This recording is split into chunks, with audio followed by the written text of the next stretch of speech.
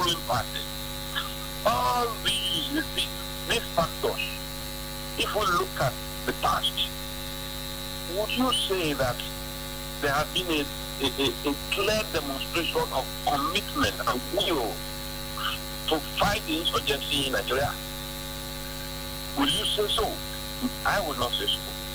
From many angles, I will not say that there have been a demonstrated visible intent or intendment or intention to fight and kill the insurgency. I will not say yes to that. Therefore, in addition to changing the service chiefs, which is a good point, very good point, then there must be a new dedication, a new commitment by President Buhari's administration and his men. If you realize how long it has taken for them to take this action of changing the service chiefs, if you remember how many people have been contributing to saying, let's change the service chiefs, we cannot be singing the same song that is doing the same thing every time and expecting different results. Using the same people, you value the real world, and you are expecting miracles to happen. This song, this yearning, this craving has been on for at least 1 year now. The government continued to say that the business of changing service chiefs was not the business of the people, was not the business of National Assembly, was not the business of the commentators or political or military water, but the sole responsibility of the presidency. Did that give an impression that this presidency who are talking to live in when we fight against this insurgency? To me, I've said no. All right. There are so many other reasons why I can tell you that government needs to have a new dedication. So many other reasons. All right.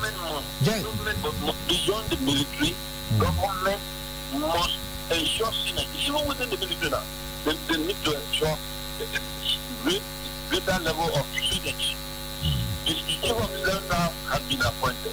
Yet, the law, our practice, is that the chief of the staff may end up not having any power because he does not seem to have any edge over the service, the other service, those who command the army, the navy, and the air force, because they are all like co-equals. We have been arguing for years that the chief of the defense staff must be seen to be the man commanding the army. The army, the president and commander-in-chief should command the military through the chief of the defense staff. Give him that sense of relevance, that sense of power to command, to give order to chief of staff, to give order to the chief of staff, to give order to chief of the staff, and to coordinate the activity of the defense headquarters in fighting the insurgency war. All right, that has not happened. General, I'm happy you've landed on this. So, but I mean, I had to put in this question, General. Now, yes. We've seen 4 changes: Chief of Defense Staff, Chief of Army Staff, Chief of Air Staff, and of course Chief of Naval Staff. But some people are of the opinion that even the Minister of Defense should also have been changed as well. How important? I mean, the synergy. You talked about Chief of Defense Staff, and as a Minister of Defense, are we seeing? I don't understand how these two offices work. Look, when I'm talking to the world like I'm doing now, I'm not just talking to your station. What the name of your station? KUFM. I'm not just talking. I'm talking to Nigerians. I'm talking to good people. I'm talking to the world. Nigerians in diaspora. What the point I've just raised is very relevant. The Minister of Defense is my friend and my classmate. He's a good friend and a classmate, right? But don't forget what I said before. I said the government itself must show a demonstrated new commitment, visible and demonstrated commitment towards this fight at this stage. So anything there is to do to make sure that government looks serious, that government is committed, must be done. There was the time that the presidency asked the IGP to move to Plateau State, and he didn't move. There was a time that, I know it happened to him, there was a time that the new army staff said he was moving to Sambisa Forest. I don't believe he moved. Even while this Boko Haram problem was increasing and the herdsmen problem was increasing, there was a team of army staff organizing a tournament in Abuja, exhibiting on the media, his possession of a snake farm and showing it to Nigerians and the world. Look at what is happening in the West now. Herdsmen are killing many and stopping people from going to the farm. Governor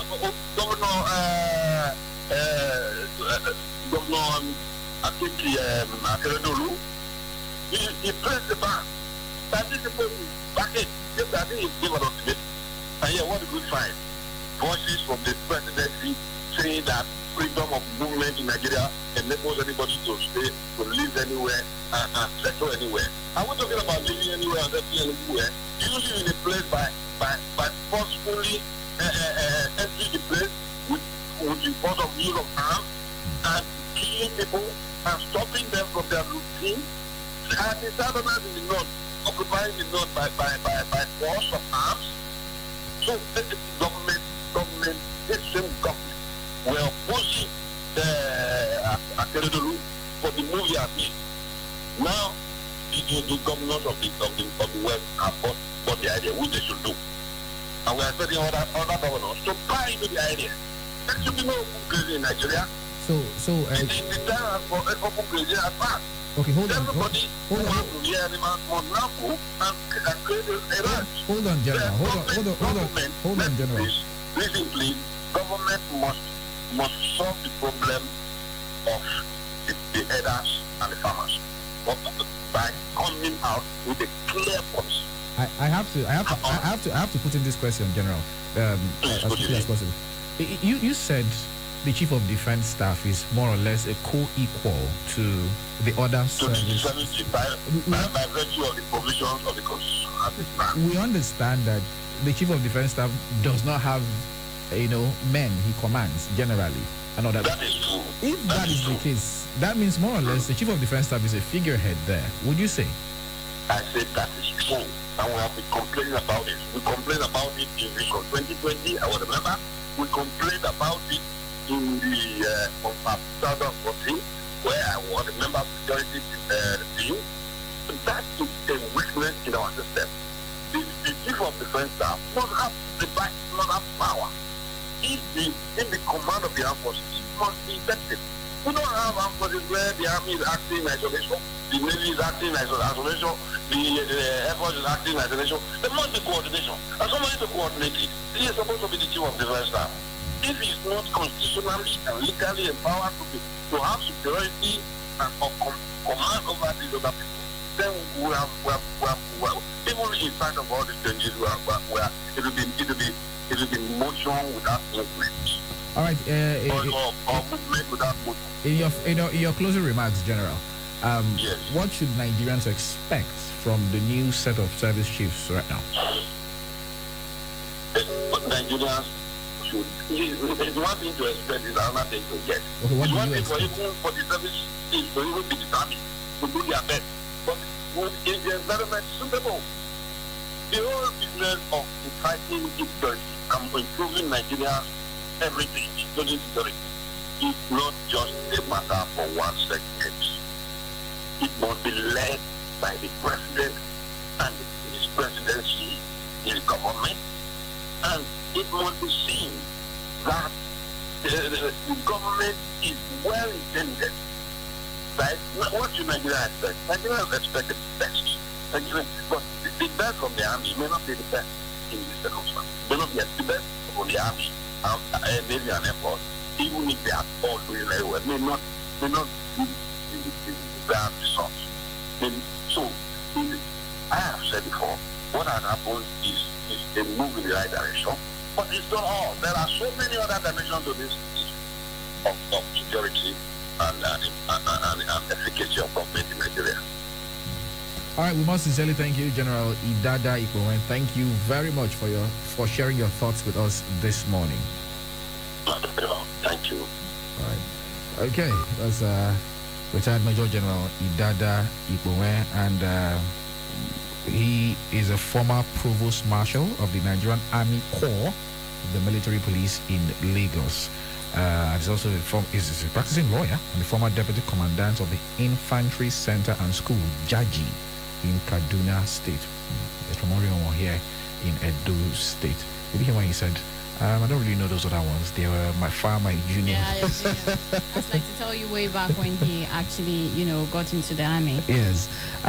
Okay, so yesterday on Channels Television, the presidential spokesman or the media advisor to the president, Femi Adesina, was speaking on the service chiefs. Of course, he was the one who put out a statement saying, yes, we're changing the service chiefs. The president has approved that. There's a controversy over some news outlets reported that they were sacked, others reported that they resigned, and yet some reported that they had been ordered to tender their resignation. So we don't know, but what we do know is that they've been replaced. That's what we know. So this is Femi Adesina speaking on the change in the service chiefs.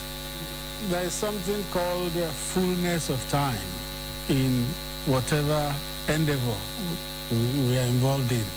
I think the fullness of time just came for a change in the leadership of the military. The president has sworn to do whatever is good for Nigeria at all times.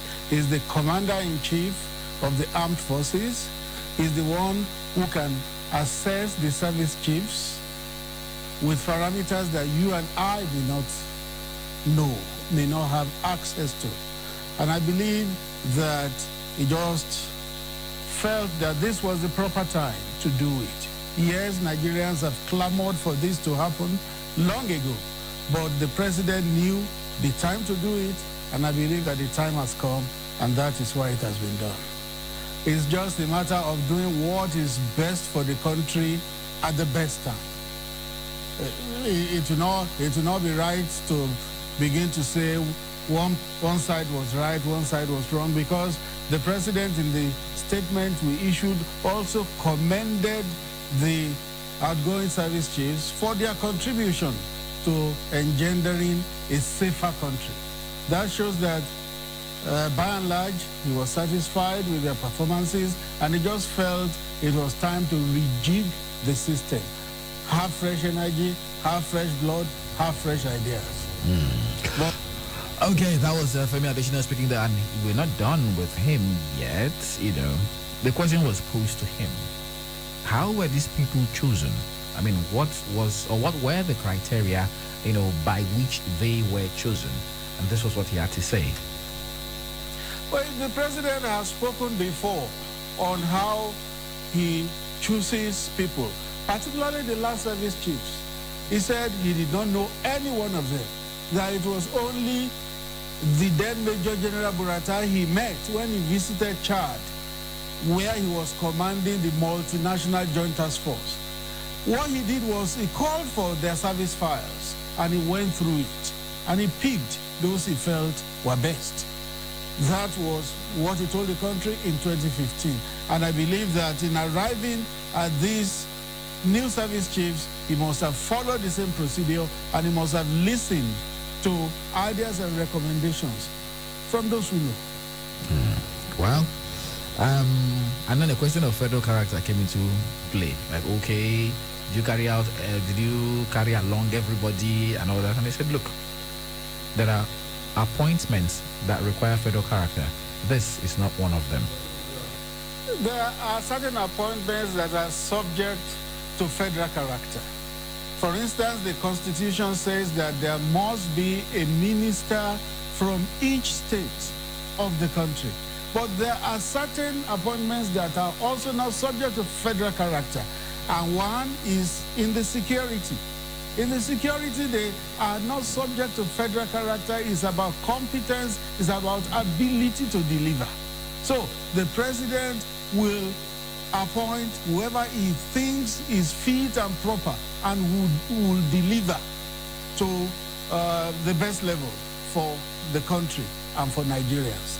So appointments that are subject to federal character, yes, will be done according to federal character. But the ones that are subject to the prerogative of the president, he will do it according to his prerogative. Exactly. The ones that are done according to the prerogative of the president, well, he will do them according to his prerogative. Yesterday, I saw an official statement, like I did mention earlier, from the governor of Delta State, congratulating General Irabo on his appointment as the Chief of Defense Staff.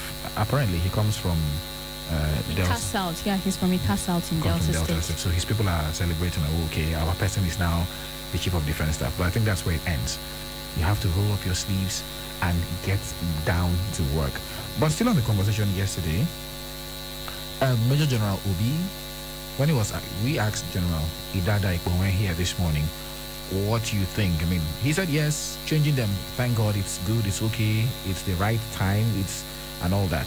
But he also said the government must have the will, the political will, to pursue this particular, fight against insurgency, not just changing the service chiefs, or else the story will remain the same. But General Obi, on his own part, said what he expects is teamwork from all of them: the Air Force, the Navy, the Army, and of course, administratively. Take a listen. Well, the previous service chiefs have made their contribution, and we must recognize that. But let me say that the challenge of fighting this insurgency is our collective responsibility. I would expect government to give them all the support to do their job. On their own parts, I expect to see more synergy. Let us fight as a team. Let me just give an example of course, I had a lot of experiences in many operations, but I want to just cite one. When in 1999, I was lifted with troops from Nigeria to flush out the rebels out of Freetown, the January 1999 invasion. And I landed in Freetown and we fought. At the point, I was advancing from the State House towards a place they call Koso. And I could see when I took the State House in Freetown and I called for air support when I was being attacked. Alpha jets arrived from Guinea, the Nigerian Alpha jets, and gave support. When I wanted artillery support, I got it. When I was advancing, the naval ships were engaging the hills to give us cover. So if a commander is fighting, he wants to be assured he will be supported. So I want our new service chiefs to work as a team. Let those officers fighting out there be assured that they are supported, we are behind them. And I can assure you, we can get this thing done. So I think we should move on and get it done. So you see that if there is no teamwork, no matter how many service chiefs you like change, nothing will change. So let's get your reactions on the conversation this morning. We've listened to retired Major General Idada Ikponwe, and of course, we listen to Femi Adesina, and of course, retired Major General Obi. 0706-263-9275 or 0903-939-4427. You can also call 0812-178-9154. If you prefer to text, the SMS line is 0807-400-9076. Okay? Let's check out the SMS lines here. I mean, what is your reaction to the change in guard at the service chiefs here in the country? Okay? Hello, good morning. All right, this message came in and it says, the new service chiefs cannot do otherwise if the men/women on the field of action are not well mobilized and taken care of. Also, security has migrated to high technological surveillance. In all this, what is the position of the Minister of Interior, Mr. Nigeria? Okay, Mr. Nigeria. Well, I don't know. The Minister of Interior I don't think I've heard him speak here. All right. This message is not for us. The phone lines are still open. 0706-263-9275 or 0903-939-4427. Let's do this again. Something's wrong with the phone line. Hello? Okay. I don't know what's going on with the phone lines. Let's try it again. Hello? Hello, good morning. Yeah, hi. Good morning. My name is Benin. All right, go ahead. I want to react on what Adesina said, that the president appoints people we know that will work for him and capable. Since the beginning of this President Muhammad Buhari, we have seen that it has not been following federal character. No. Wait. Sonny, hold on first.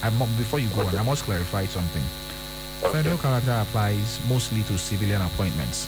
The law says every state in Nigeria must have a minister, but it doesn't say anything about the military. Go ahead. Okay.